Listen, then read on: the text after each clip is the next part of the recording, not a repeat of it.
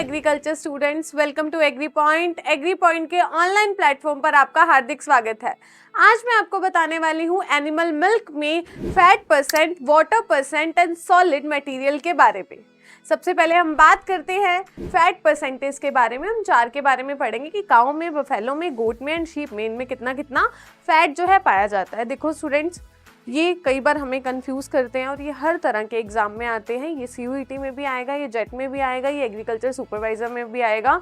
तो ये हर तरह से इम्पॉर्टेंट है, तो आप एक ही बारे में याद कर लो। याद करने का सबसे इजीएस्ट मेथड ये है इसका कि आपको सबसे पहले ये याद करना है कि सबसे ज़्यादा वसा किस में है, सबसे कम वसा किस में है, सबसे ज़्यादा पानी किस में है, सबसे कम पानी किस में है। तो पहले हम इस तरह से इसे याद करेंगे।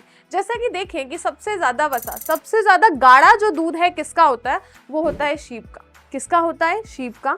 तो उसमें कितने परसेंट वसा पाई जाती है? 7.90। कितनी वसा होती है?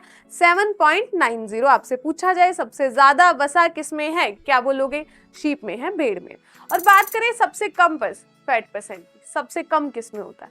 सबसे कम होता है गाय के अंदर। कितना? 4.14। सबसे कम किस में है? गाय में है। 4.14 है, आपके सामने है यहाँ पर।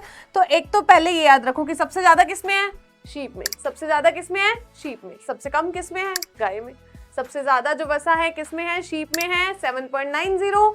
सबसे कम जो वसा है वो किस में है? गाय में है। कितनी है? 4.14। कितनी है? 4.14।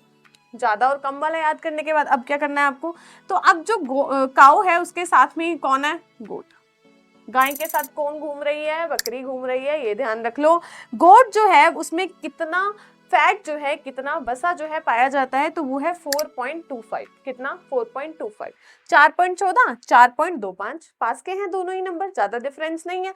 और उसके बाद मैं बात करूं बफेलो जो होती है, भैंस होती है, उसका दूध भी गाढ़ा ही होता है, गाढ़ा दूध होता है उसका। उसके बराबर में कौन है? शीप के बराबर की बफेलो है। थोड़ा सा फर्क है, कितना है? 7.38।